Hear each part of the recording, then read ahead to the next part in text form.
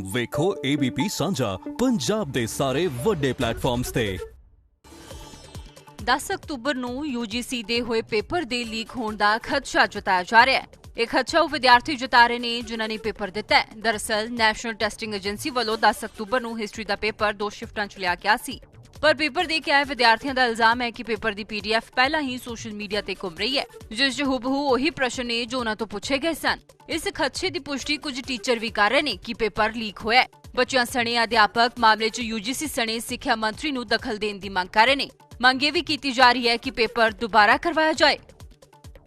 जब हम लोग एग्ज़ाम देकर आए तो अपना मोबाइल को खोला तो देखा कि सेम पेपर, वही सेकंड शिफ्ट का सेम पेपर हम लोग अपने मोबाइल के WhatsApp ग्रुप टेलीग्राम में देख पा रहे थे कि एक अजिही संस्था इदां दा एग्ज़ाम कर रही है और उन्होंने गैर जिम्मेदाराना तरीके नाल कंडक्ट करवा रही है और पेपर होने ਦੇ ਤੁਰੰਤ ਬਾਅਦ ਉਹਦਾ PDF ਸਰਕੂਲੇਟ ਹੋ ਜਾਂਦਾ ਆ।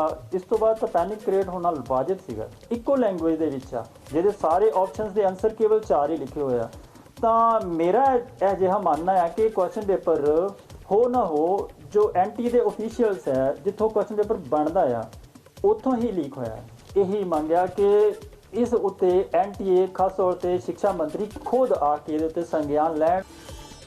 10 ਅਕਤੂਬਰ ਨੂੰ UGC ਦੇ ਹੋਏ ਪੇਪਰ ਦੇ ਲੀਕ ਹੋਣ ਦਾ ਖਦਸ਼ਾ ਜਤਾਇਆ ਜਾ ਰਿਹਾ ਹੈ। ਇਹ ਖਦਸ਼ਾ ਉਹ ਵਿਦਿਆਰਥੀ ਜਤਾ ਰਹੇ ਨੇ ਜਿਨ੍ਹਾਂ ਨੇ ਪੇਪਰ ਦਿੱਤਾ ਹੈ। ਦਰਅਸਲ ਨੈਸ਼ਨਲ ਟੈਸਟਿੰਗ ਏਜੰਸੀ ਵੱਲੋਂ 10 ਅਕਤੂਬਰ ਨੂੰ ਹਿਸਟਰੀ ਦਾ ਪੇਪਰ 2 ਸ਼ਿਫਟਾਂ 'ਚ ਲਿਆ ਗਿਆ ਸੀ।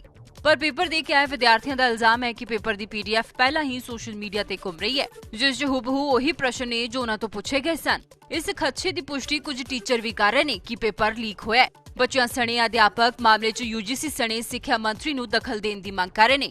ਮੰਗ ये भी की जा रही है कि पेपर दोबारा करवाया जाए।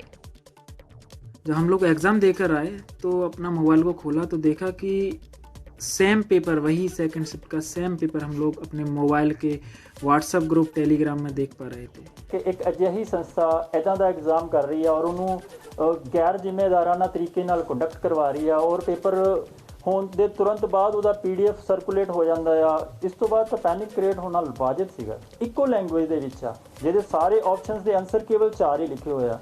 ਤਾਂ ਮੇਰਾ ਇਹ ਜਿਹਾ ਮੰਨਣਾ ਹੈ ਕਿ ਕੁਐਸਚਨ ਪੇਪਰ ਹੋ ਨਾ ਹੋ ਜੋ NTA ਦੇ ਅਫੀਸ਼ੀਅਲਸ ਹੈ ਜਿੱਥੋਂ ਕੁਐਸਚਨ ਪੇਪਰ ਬਣਦਾ ਆ ਉੱਥੋਂ ਹੀ ਲੀਕ ਹੋਇਆ।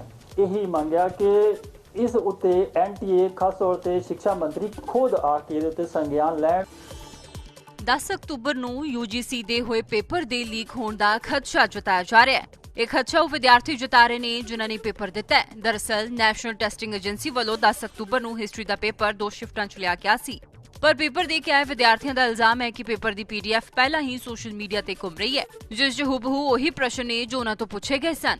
ਇਸ ਖਦਸ਼ੇ ਦੀ ਪੁਸ਼ਟੀ ਕੁਝ ਟੀਚਰ ਵੀ ਕਰ ਰਹੇ ਨੇ ਕਿ ਪੇਪਰ ਲੀਕ ਹੋਇਆ ਹੈ। ਬੱਚਿਆਂ ਸਣੇ ਅਧਿਆਪਕ ਮਾਮਲੇ 'ਚ UGC ਸਣੇ ਸਿੱਖਿਆ ਮੰਤਰੀ ਨੂੰ ਦਖਲ ਦੇਣ ਦੀ ਮੰਗ ਕਰ ਰਹੇ ਨੇ। ਮੰਗ ये भी की जा रही है कि पेपर दोबारा करवाया जाए। जब हम लोग एग्ज़ाम देकर आए तो अपना मोबाइल को खोला तो देखा कि सेम पेपर, वही सेकंड शिफ्ट का सेम पेपर हम लोग अपने मोबाइल के WhatsApp ग्रुप टेलीग्राम में देख पा रहे थे कि एक अजिही संस्था इदां दा एग्ज़ाम कर रही है और उन्होंने गैर जिम्मेदाराना तरीके नाल कंडक्ट करवा रही है और पेपर ਹੋਣ ਦੇ ਤੁਰੰਤ ਬਾਅਦ ਉਹਦਾ PDF ਸਰਕੂਲੇਟ ਹੋ ਜਾਂਦਾ ਆ। ਇਸ ਤੋਂ ਬਾਅਦ ਤਾਂ ਪੈਨਿਕ ਕ੍ਰੀਏਟ ਹੋਣਾ ਵਾਜਿਬ ਸੀਗਾ। ਇੱਕੋ ਲੈਂਗੁਏਜ ਦੇ ਵਿੱਚ ਆ ਜਿਹਦੇ ਸਾਰੇ ਆਪਸ਼ਨਸ ਦੇ ਆਨਸਰ ਕੇਵਲ 4 ਹੀ ਲਿਖੇ ਹੋਏ ਆ। ਤਾਂ ਮੇਰਾ ਇਹ ਜਿਹਾ ਮੰਨਣਾ ਹੈ ਕਿ ਕੁਐਸਚਨ ਪੇਪਰ ਹੋ ਨਾ ਹੋ ਜੋ NTA ਦੇ ਅਫੀਸ਼ੀਅਲਸ ਹੈ ਜਿੱਥੋਂ ਕੁਐਸਚਨ ਪੇਪਰ ਬਣਦਾ ਆ ਉੱਥੋਂ ਹੀ ਲੀਕ ਹੋਇਆ।